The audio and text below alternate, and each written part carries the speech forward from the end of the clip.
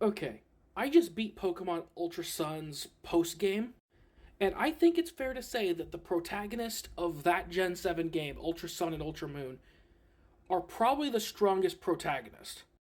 And the main reason I'm saying this is because of one of the post game stories where you're fighting against Team Rainbow Rocket.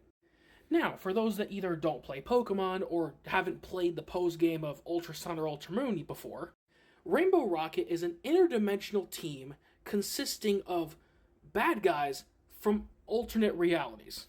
And more specifically, evil team leaders that won in their timeline. So, put yourself at the perspective of the main protagonist of the game, and I'm going to tell you the kind of gauntlet you have to go through. So, on top of dealing with like 10 to 15 grunts, that's child's play. The 10 to 15 grunts isn't a big deal. But after you get through them, your first boss would be Archie of Team Magma.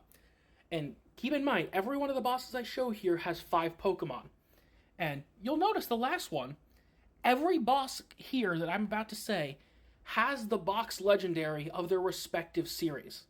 So on top of fighting the rest of his team, you've got to fight Kyogre for Archie.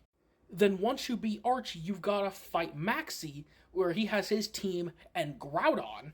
Then, depending on if you're playing Ultra Sun or Ultra Moon, you fight Cyrus, who has his team, plus either the god of time or space. Followed by Lysander, who has his team, plus the legendary of either life or death. And although still powerful, less impressive than the last two, you gotta fight against Ghetsis, who has his team, plus either Reshiram or Zekrom. And once you get through all of them, plus like 2 or 3 grunts that are guarding the door in front of each of these bosses, do you get to Giovanni, who has his team of ground types and either Mewtwo X or Y.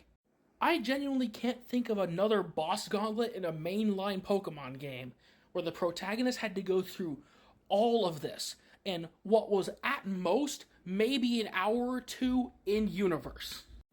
And keep in mind, they fought each of these bosses by themselves, no assistance at all.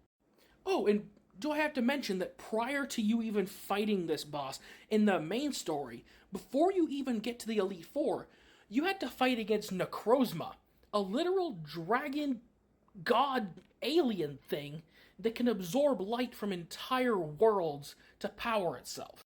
And when you fight this thing, I believe its stats are all doubled.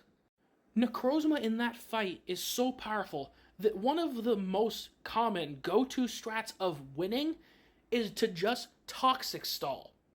Because unless you have a Pokemon that is outright immune to all of its moves, it will more than likely one-shot anything you throw at it, unless it's like ridiculously over-leveled.